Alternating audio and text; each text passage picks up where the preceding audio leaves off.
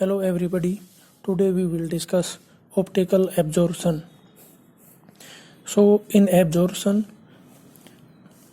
the atoms present in the ground state absorb a photon and move in the excited state, and this is always stimulated because without stimulation of electromagnetic radiation, this atom cannot move in the excited state.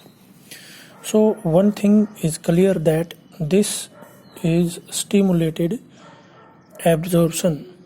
So here the number of atoms, now this rate of transition from the ground state to the excited state will depend upon the energy density of these radiation and the number of particles available in the ground state. Now, how we observe this absorption? For this, consider we have a sample. In it, a large number of atoms are present and it is subjected to electromagnetic radiation of continuous spectrum. तो इसमें बहुत सारी frequencies भी हैं. तो अब देखिए, हर एक मटेरियल की एक स्पेसिफिक प्रॉपर्टी होती है. तो मान लेते हैं इसमें जो एटम्स हैं those are defined by two energy level. ये जो अभी हमने डिस्कस किया, इस हर एक एटम में टू एनर्जी लेवल्स हैं, E1 and E2, and N1 and N2 are the number of particle. तो इसमें बेसिकली क्या होगा, वो फ्रीक्वेंसी एब्जॉर्ब हो जाएंगी जो इस एनर्जी डिफरेंस के कोरस्पॉन्डिंग है. तो यहाँ पे देखिए, अपर एनर्जी लेवल E2 है और लोअर कितना है, E1. तो अगर मैं इनका डिफरेंस देखूं तो क्या आएगा, E2 माइनस E1. तो वो फोटोन इंसिडेंट इलेक्ट्रोमैग्नेटिक वेव में वो फोटोन एब्जॉर्ब हो जाएंगे जिनकी एनर्जी इस एनर्जी डिफरेंस के इक्वल है. तो अगर मैं इसको ओमेगा के टर्म में लिखता हूँ तो मैं एच कट ओमेगा लिख सकता हूँ. तो यहाँ से अगर मैं ओमेगा फाइंड आउट करूँ तो मेरे पास ये रिलेशन आ जाएगा. ओके, तो अब देखिए, जब आप जो इलेक्ट्रोमैग्नेटिक रेडिएशन सोर्स से आ रही है उसमें उस that is emitting continuous spectrum, यानी कि यहाँ पे सारी फ्रीक्वेंसीज अवेलेबल हैं, ठीक है. बट यहाँ पे कुछ फ्रीक्वेंसी एब्जॉर्ब हो गई हैं. ओके, तो जो एमिटेड स्पेक्ट्रा है उसमें हमारे पास जो ट्रांसमिटेड इलेक्ट्रोमैग्नेटिक वेव्स हैं उनमें हमारे पास कुछ फ्रीक्वेंसीज एब्सेंट हैं. उनके कोरस्पॉन्डिंग स्पेक्ट्रम में हमें क्या मिलेगा, डार्क लाइन, क्योंकि वो वहाँ पे अवेलेबल है ही नहीं, ठीक है. तो इसका मतलब वो जो भी इन बिटवीन मीडियम था, जो इंटरवेनिंग मीडियम था, ठीक है, उसने उन फ्रीक्वेंसी को एब्जॉर्ब कर लिया है. तो देखिए, अगर मैं इंसिडेंट इलेक्ट्रोमैग्नेटिक वेव का की जो इंटेंसिटी है उसका ग्राफ बनाता हूँ फ्रीक्वेंसी के विद रिस्पेक्ट टू, तो ग्राफ ऐसा बनेगा. अब यहाँ पे देखिए, ये कांस्टेंट है इंटेंसिटी और there is no change with respect to frequency, क्योंकि ये जो स्पेक्ट्रम है ये कंटिन्यूस है. समझ पा रहे. अब कुछ पर्टिकुलर फ्रीक्वेंसीज यहाँ पे एब्जॉर्ब हो गई, तो उन्हीं फ्रीक्वेंसीज के कोरस्पॉन्डिंग, उन्हीं एंगुलर फ्रीक्वेंसीज के कोरस्पॉन्डिंग इंटेंसिटी क्या हो जाएगी, डाउन हो जाएगी, क्योंकि वो क्या हो गई, एब्जॉर्ब हो गई, ठीक है. तो ये देखिए, अब intensity corresponding to a particular frequency, मान लेता हूँ ये न्यू नोड है, तो इसके कोरस्पॉन्डिंग फ्रीक्वेंसीज हैं, जो एनर्जी है जो वो एब्जॉर्ब हो गई. तो इसका ग्राफ ये बनेगा. तो intensity distribution graph with respect to frequency after absorption will be like this, ठीक है. तो जब एब्जॉर्प्शन होगी तो हमारे पास जो नंबर ऑफ एटम्स हैं ग्राउंड स्टेट में, those are in large number, ठीक है. और ये प्रोसेस है स्टिमुलेटेड एब्जॉर्प्शन, और एब्जॉर्प्शन हमेशा स्टिमुलेटेड होता है, यानी कि atom itself can not excite to the higher energy state. देखिए, एक तो अब तक हमने ये स्टडी कर लिया कि एब्जॉर्प्शन चीज़ क्या है, ओके। और यहाँ पे हमने हमारी जो एक एजम्पशन है कि ये जो एटम्स हैं इनके अंदर जो एनर्जी लेवल्स हैं दोज आर शार्पली डिफाइंड, और जो फ्रीक्वेंसी है उसका जो आप कर्व देख पा रहे हैं that is not sharply defined. तो ये जो एब्जॉर्प्शन है this is over a range of frequency. और सॉलिड में या कोई भी मटेरियल है when we have assembly of the particles, ठीक है, सॉलिड मटेरियल्स में जो एनर्जी लेवल्स होते हैं those are not very sharp as we see in case of individual atoms and gases. In solids we have energy bands, energy band होते हैं हमारे पास, ठीक है।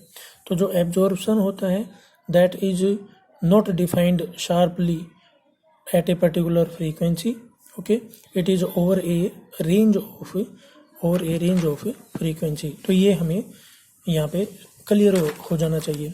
तो देखिए, अब इसमें जितनी भी चीज़ें हैं हम उनसे कंक्लूजन निकालेंगे। जितने भी फैक्टर्स हमने अभी स्टडी किए हैं हम देखेंगे कि जो इंटेंसिटी है वो किस तरीके से वेरी होती है, ठीक है। तो अब देखिए, जैसे जैसे अगर मैं इस सैंपल की विड्थ को बढ़ा देता हूँ, ठीक है, तो फिर जो इंटेंसिटी है वो और ज़्यादा घट जाएगी इस पर्टिकुलर फ्रीक्वेंसी के कोरस्पॉन्डिंग, ठीक है। तो ये जो डीप है ना ये और ज़्यादा डीपर हो जाएगा, समझ रहे हो, क्योंकि आपने सैंपल की विड्थ बढ़ा दी है। देखिए, अब अगर मान लो मैं, तो यहाँ पे दो चीज़ें क्लियर हो रही हैं। नंबर एक तो जो इंटेंसिटी है वो विड्थ ऑफ सैंपल के ऊपर डिपेंड कर रही है, ओके। तो अगर मैं विड्थ को जेड से रिप्रेजेंट करूँ तो एक तो हो गया Z width of the sample, and दूसरा एक ये जो रेंज ऑफ फ्रीक्वेंसी है इसके ऊपर भी डिपेंड कर रहा है।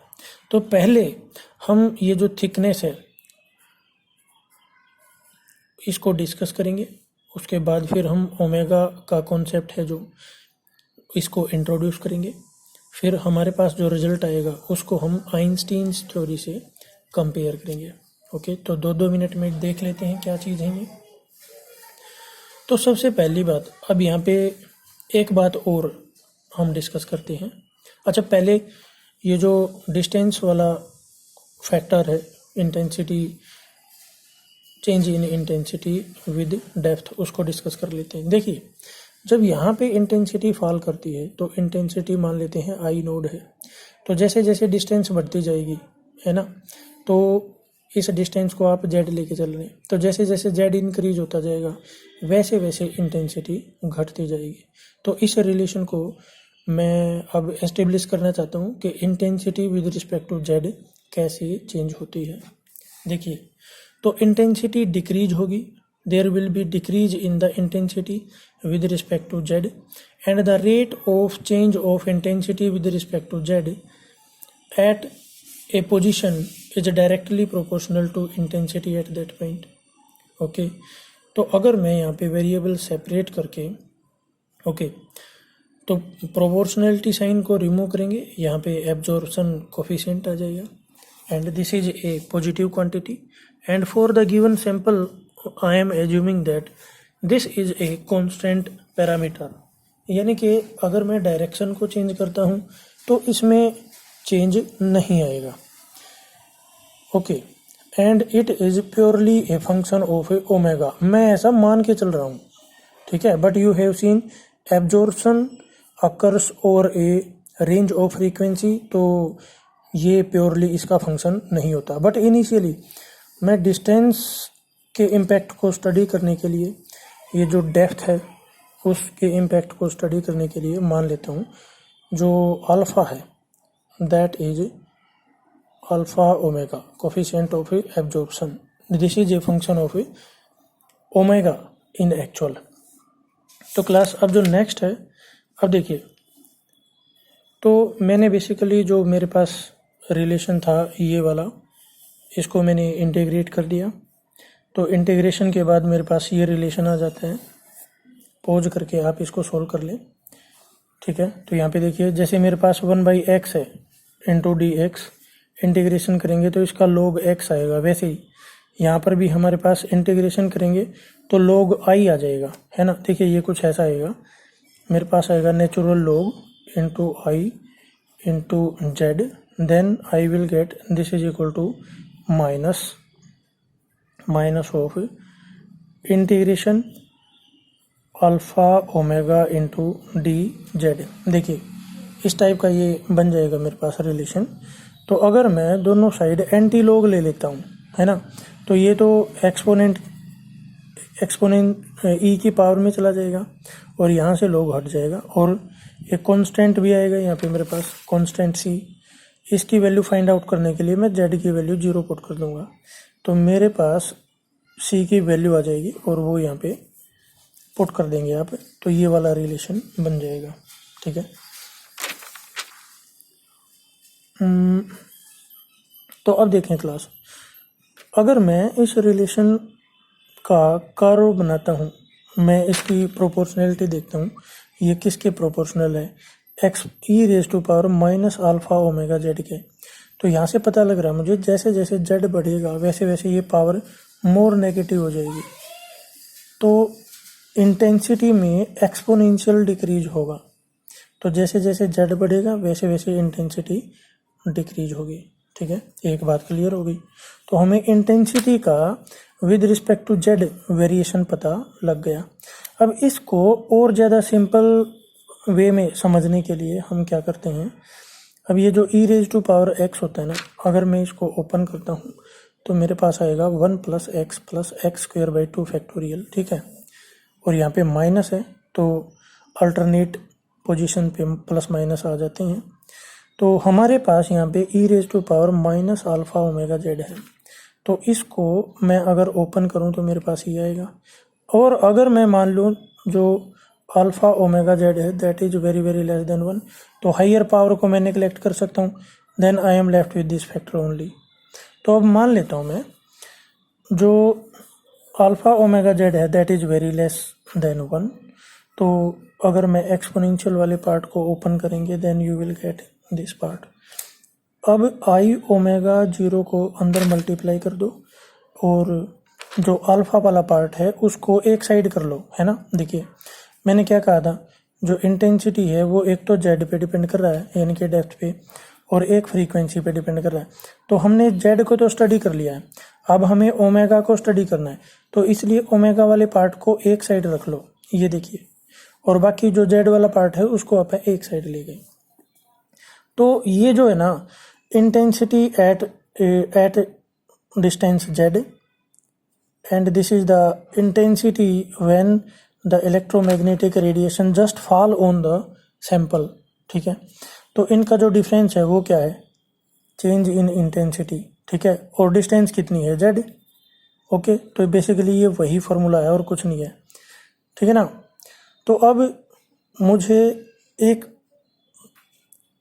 ये पता होना चाहिए। अब देखिए मैंने इंटेंसिटी का वेरिएशन देख लिया है with respect to Z. Now how intensity changes with omega, ये मुझे पता करना है। तो पहले मैं ये देखता हूँ कि जो ओमेगा जो अल्फा है, एब्जॉर्प्शन कोफिशिएंट है, वो किस फैक्टर पे डिपेंड करता है और कैसे डिपेंड करता है, क्या उसका कर्व बनता है। तो बेसिकली ये जो एब्जॉर्प्शन कोफिशिएंट है, अब एब्जॉर्ब किसको करना है, मटेरियल को, तो उसमें किस टाइप के एटम्स प्रेजेंट हैं और जो एनर्जी लेवल्स हैं वो क्या क्या है। यहाँ तो हमने एक सिंपल आइडिया ले लिया है कि energy level E1 and E2 है, ऐसा हम मान के चल रहे हैं, बट सॉलिड्स में एक्चुअली बैंड होता है, तो इतना सिंप्लीफाइड अप्रोच के साथ हम काम नहीं कर सकते। तो इसका मतलब जो एब्जॉर्प्शन है ना वो अदर फैक्टर्स पे भी डिपेंड करता है। ठीक है, और उसका अब जो ग्राफ बनता है दैट इज लाइक दिस, वो एक पर्टिकुलर फ्रीक्वेंसी पे ही पीक होती है उसकी। ठीक है, और अगर आप उस फ्रीक्वेंसी से डेविएट होते हैं तो एब्जॉर्प्शन कोफिशिएंट है वो घटता है, बट ये जीरो नहीं होता। ठीक है, तो अब यहाँ पे हम देखेंगे कि जो एब्जॉर्प्शन कोफिशिएंट है उसकी सिग्निफिकेंट वैल्यू कहाँ तक है, समझ रहे हैं। तो जहाँ तक हाफ तक वैल्यू कर्व पे, जहाँ पे यहाँ पे अगर मैं देखूँ तो यहाँ पे अल्फ़ा, अगर यहाँ पे अल्फ़ा ओमेगा नोड है, ठीक है, तो यहाँ पे जो वैल्यू होगी ना वो उसका हाफ होगी, ठीक है। तो इस हाइट तक, तो देखिए क्या हो गया, हाफ मैक्सिमा, ये मैक्सिमम वैल्यू है और ये क्या हो गया, हाफ ऑफ मैक्सिमा। तो हाफ ऑफ मैक्सिमा तक इस कर्व पे जो फ्रीक्वेंसीज के कोरिस्पोंडिंग हमें कट मिलते हैं, इनके उस रेंज में ये जो डेल्टा ओमेगा है, इस रेंज को आप क्या बोलते हैं, फुल विड्थ हाफ मैक्सिमा, ठीक है। तो इसका मतलब ये हुआ क्लास, इससे ऊपर इन दो फ्रीक्वेंसी रेंज के बीच में ही उस पर्टिकुलर सैंपल की एब्जॉर्प्शन है वो बेटर है, और उसके बाद जिस भी फ्रीक्वेंसी की रेडिएशन हैं, जो भी फ्रीक्वेंसी की रेडिएशन है वो उनको इतना ज़्यादा एब्जॉर्ब नहीं करता, ठीक है। तो सिग्निफिकेंटली इस रेंज में, ठीक है, इस रेंज में एंड ओमेगा नोड के अबाउट, ओमेगा नोड के अबाउट इस रेंज में जो सैंपल है उसकी बेटर एब्जॉर्प्शन है, समझ पा रहे हैं, इसका ये मतलब होता है। अब देखिए, अब इसी चीज़ को हम समझते हैं यहाँ पे, देखिए। तो अब जो इंटेंसिटी है वो हमने डिस्कस कर ली थी विद रिस्पेक्ट टू जेड, ठीक है। अब ओमेगा फ्रीक्वेंसी के विद रिस्पेक्ट टू इंटेंसिटी का कैसे एब्जॉर्प्शन होता है, हमें उसको थोड़ा सा डिस्कस करना है। मान लेते हैं यहाँ पे जो सैंपल है रखा हुआ है, ठीक है, it is cuboid in shape and the electromagnetic radiation are moving along Z direction. तो यहाँ पे ये जो एक्स वाई प्लेन है, यहाँ पे मान लेते हैं जेड की वैल्यू, जेड के अलोंग जो कोऑर्डिनेट है that is Z, and the length of the sample is D Z मान लेते हैं। तो यहाँ पे इस वाले, यहाँ पे हमारे पास जेड का कोऑर्डिनेट क्या हो जाएगा, जेड प्लस डी जेड, ठीक है।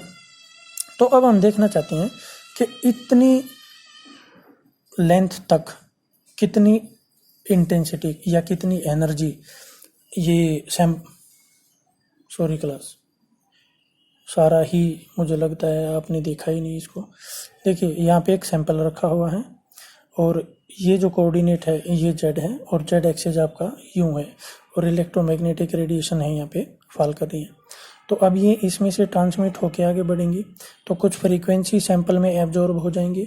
हम देखना चाहते हैं कि इतने पोर्शन में डी जेड लेंथ में कितनी एनर्जी एब्जॉर्ब हो जाती है, ठीक है। और अब हमें किसका इम्पैक्ट देखना है, ओमेगा का फ्रीक्वेंसी का। तो मान लेते हैं अगर एक ही फ्रीक्वेंसी होती तो आई ओमेगा एब्जॉर्ब होता, ठीक है। बट अगर frequency range is in between D omega, देखिए अब जो एब्जॉर्प्शन है, एब्जॉर्प्शन कोफिशिएंट है that is not well defined, ठीक है ना। Absorption occur over a range of frequency, तो इसलिए हमें इसको एक पर्टिकुलर फ्रीक्वेंसी की बजाय इसको with in frequency range discuss करना पड़ेगा, ठीक है। तो अब ये फैक्टर हम फाइंड आउट करना चाहते हैं, ठीक है। तो अब यहाँ पे जो हमारा आई जेड था, ठीक है, उसको हम रिप्लेस कर लेते हैं आई ओमेगा डी ओमेगा से, समझ पा रहे हैं, ठीक है। So the rate of change of intensity with respect to Z that depends upon alpha omega, और पहले यहाँ पे आप क्या लिखते थे, ओमेगा जेड, और ये जो ओमेगा जेड है इसको हमने रिप्लेस कर दिया अब आई ओमेगा डी ओमेगा से, समझ पा रहे हैं। ये देखिए कुछ भी नहीं है यहाँ पे, पहले अगर देखो मैं ये रिलेशन मेरे पास था, ठीक है, तो मैं इसी को मॉडिफाई कर रहा हूँ और मैं एंगुलर फ्रीक्वेंसी जो है उसका कंट्रीब्यूशन यहाँ पे इसके अंदर इंसर्ट कर रहा हूँ, ठीक है। मैंने इस फैक्टर को रिप्लेस कर दिया है आई ओमेगा इंटू डी ओमेगा से, समझ पा रहे हैं। तो अब अगर मैं ये चेंज यहाँ पे करता हूँ और फ्रीक्वेंसी चेंज फाइंड आउट कर लेता हूँ, देखिए अब इस वाले रिलेशन में ये जो मैंने यहाँ पे आई ओमेगा लिखा है और ये आई ओमेगा नोड, पहले आपने एक पर्टिकुलर फ्रीक्वेंसी ली थी और जेड के विद रिस्पेक्ट टू चेंज देखा था। अब हम क्या कर रहे हैं, इंटेंसिटी में तो चेंज होगा हमारा, बट अब विद रिस्पेक्ट टू ओमेगा होगा, ठीक है। तो अब यहाँ पे सिर्फ एक पर्टिकुलर फ्रीक्वेंसी है और यहाँ पे over a range of frequency कर रहे हैं, यानी कि जो वेरिएबल है that is delta omega, not Z. Z variable नहीं है यहाँ पे, ठीक है। तो जेड डी जेड है जो, यानी कि ये जो थिकनेस है जहाँ पे आप इंटेंसिटी वेरिएशन फाइंड आउट करना चाह रहे हैं, ठीक है। तो इसको हम कांस्टेंट एज्यूम करेंगे because variable here is frequency. तो ये देखो, ठीक है, दिस इज अल्फा ओमेगा, ये कोफिशिएंट है and coefficient is function of angular frequency. तो इसको भी आप इंटीग्रल से बाहर नहीं ले सकते, आई ओमेगा को ले सकते हैं क्योंकि इंटेंसिटी एक पर्टिकुलर फ्रीक्वेंसी के कोरिस्पोंडिंग कांस्टेंट होगी। D Z, this is the length of the sample L, तो इसको भी आप बाहर लेंगे, ठीक है। तो ये दोनों हमने बाहर ले लिया और ये हमारा विद इन इंटीग्रल रह गया, ठीक है। अब ये देखो, इसको छोड़ दो भाई, मुझे ये रब करना चाहिए था। यहाँ पे देखो, अब ये होता है इंटेंसिटी, इंटेंसिटी होता है energy falling per unit area per unit time, समझ गए। अब अगर मैं टाइम की यहाँ पे टाइम का रिलेशन वेलोसिटी की फॉर्म में लिख दूँ अगर, तो मेरे पास क्या आ जाएगा, यहाँ पे मेरे पास आ जाएगा डिस्टेंस ओवर वेलोसिटी, क्लियर। तो अब देखिए, ये मेरा मैंने टाइम की वैल्यू पुट कर दी, एरिया इनटू डिस्टेंस, ये क्या बन गया मेरा वॉल्यूम। तो इसका मतलब एनर्जी पर यूनिट वॉल्यूम बन गया ये। तो मैं इसको क्या बोलूँगा, एनर्जी डेंसिटी। एनर्जी डेंसिटी को सपोज यू से रिप्रेजेंट कर लेता हूँ मैं, यू ओमेगा से, ठीक है। एंड वेलोसिटी, अब वेलोसिटी को क्या पुट कर सकते हैं, अब ये मीडियम है, तो मीडियम है तो इसका रिफ्रैक्टिव इंडेक्स होगा, मान लिया एन है, ठीक है। तो अगर वैक्यूम में होती इलेक्ट्रोमैग्नेटिक वेव तो किस स्पीड से ट्रैवल कर रही थी, सी से, और अब ये मीडियम के अंदर चली गई, मीडियम के अंदर गई जिसका रिफ्रैक्टिव इंडेक्स एन है, तो इनकी स्पीड स्लो डाउन हो जाएगी। तो यानी कि वी की वैल्यू क्या हो जाएगी, सी डिवाइडेड बाई एन। तो देखिए ये क्या था, energy per unit area per unit time, यानी कि इंटेंसिटी। तो इंटेंसिटी को मैं क्या लिख सकता हूँ, energy density into speed of light in the material medium, clear basically. तो ये फॉर्मूला मैं यहाँ पे इंसर्ट कर देता हूँ। तो ये जो आई ओमेगा है इसकी जगह मैंने ये रिलेशन यहाँ पे लिख दिया, ठीक है। तो अब देखिए, यहाँ पे मैंने ओमेगा का जेड का दोनों इफेक्ट को यहाँ पे कंबाइन कर लिया है। अब मैं इसको कंपेयर करूँगा आइंस्टीन्स एनर्जी रिलेशन से, ठीक है। देखिए ये स्टेप थर्ड है, देखिए फिर बता देता हूँ। पहले स्टेप में हमने क्या डिस्कस किया, हमने देखा शुरू में हमने ऑब्जर्व किया जो इंटेंसिटी चेंज इन इंटेंसिटी है that depends upon omega and Z, thickness of the sample and the absorption occurs over a range of frequency. हमने दो फैक्टर को यहाँ पे इंक्लूड किया है, ठीक है। तो पहले सिर्फ हमने डिस्टेंस का जो इम्पैक्ट है उसको देखा और हमने एक रिलेशन फाइंड आउट कर लिया, we got this relation, okay. फिर हमने फ्रीक्वेंसी जो एब्जॉर्प्शन है that occur over a range of frequency, तो ये मैंने अंडरलाइन किया हुआ है, absorption of the intensity is not at a particular frequency but over a range of frequency. तो ये जो रेंज वाला मैटर है इसको इंट्रोड्यूस कर दिया, यहाँ पे फैक्टर है इसको इंट्रोड्यूस कर दिया और ये हमारे पास रिलेशन आ गया। अब मैं इसको कंपेयर करना चाहता हूँ जो हमने आइंस्टीन्स थ्योरी पढ़ी है, theory of atomic transition, theory of atomic transition, it was given in 1917 में, ठीक है। तो अब यहाँ पे देखिए, अब जो हमने, अगर आपने Einstein's theory of atomic transition study नहीं किया है तो प्लीज़ आप मेरे वीडियो लेक्चर देख लें प्लेलिस्ट में जा कर के। यहाँ पे देखो, वहाँ पे हमने डिस्कस किया था कि यहाँ पे ग्राउंड स्टेट की एनर्जी E1 है, नंबर ऑफ पार्टिकल N1 है and the energy of upper state is E2 and number of particle is N2। तो देखिए यहाँ पे एक तो स्टिमुलेटेड एब्जॉर्प्शन होता है और एक स्टिमुलेटेड एमिशन होता है और एक होता है स्पॉन्टेनियस एमिशन। तो स्पॉन्टेनियस एमिशन का जो रेट है, मैं तीनों को लिखता हूँ यहाँ पे। Rate of stimulated emission, this is equal to B, absorption है तो ये B12 number of particle in the ground state, इस पे भी डिपेंड करेगा। और एनर्जी डेंसिटी, जो कि मैं यहाँ पे U लिख रहा हूँ, ठीक है ना, वहाँ पे मैंने E न्यू लिखा था, तो इस पे भी डिपेंड करता है। दूसरा रेट ऑफ स्टिमुलेटेड एब्जॉर्प्शन, ये तो हो गया एब्जॉर्प्शन क्लास, और अब होगा एमिशन भी हो सकता है। तो एमिशन किस पे डिपेंड करता है, B21 and then we have number of particle in the higher state and the energy density. ये देखो, तो अगर मैं अब मेरे पास एक होता है स्पॉन्टेनियस एमिशन, ठीक है, तो मैं यहाँ पे लिखता हूँ RSP, तो ये है स्पॉन्टेनियस एमिशन, ठीक है। तो spontaneous emission depends upon the number of particle only, ये भी बताया है मैंने, and here coefficient is A21, okay. तो अब देखिए ये दोनों तो नीचे आ रहे हैं, एमिशन हो रहा है यहाँ पे, और ये ऊपर जा रहे हैं। तो एब्जॉर्प्शन में क्या हो रहा है कि नंबर, अब एब्जॉर्प्शन में हमारे पास जो फर्स्ट एनर्जी लेवल है उसमें नंबर ऑफ पार्टिकल्स हैं जो वो ज़्यादा होने चाहिए, तभी तो एब्जॉर्ब करेगा, ठीक है। तो अब यहाँ पे कितनी एनर्जी एब्जॉर्ब हुई है वो डिपेंड करेगा इन रेट्स के डिफरेंस के ऊपर।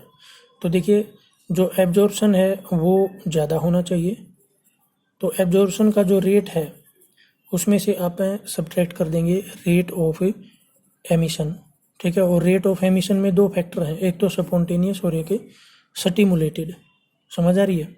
और ये जो स्पॉन्टेनियस वाला होता है ना, ये एक रैंडम फैक्टर होता है, ठीक है। जो स्पॉन्टेनियस एमिशन होता है वो रैंडम डायरेक्शन में होता है and it is very less. तो इसको अगर मैं नेगलेक्ट कर दूं तो मेरे पास दो इम्पोर्टेंट फैक्टर्स रह जाएंगे स्टिमुलेटेड वाले ही, ठीक है। तो यहाँ पे देखिए, तो पहला ये है मेरा एब्जॉर्प्शन, एब्जॉर्प्शन को रिप्रेजेंट करता है ये फैक्टर।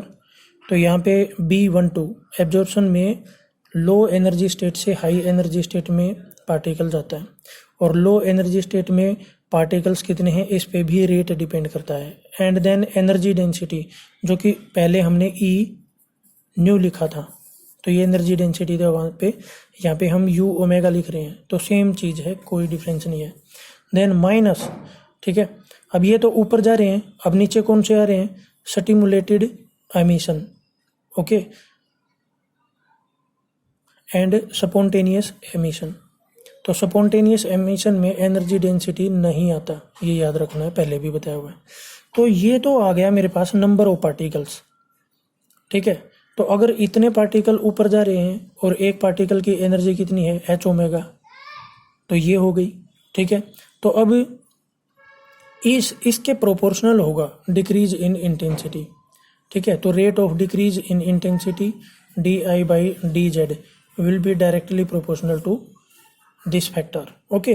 तो ये जो DZ यहाँ पे है इसको क्रॉस मल्टीप्लाई करके यहाँ पे ले आए हम, ठीक है, एंड माइनस साइन लगाया हुआ है। तो ये जो Einstein's theory of atomic transition से हमारे पास इक्वेशन बन रही है, इसको हम कंपेयर कर लेंगे जो हमारी पहली इक्वेशन बनी थी ये वाली, तो दोनों को कंपेयर कर देंगे और अल्फा ओमेगा डी ओमेगा का रिलेशन फाइंड आउट कर लेंगे, किसके साथ है, number of particle in the low energy state and high energy state, okay.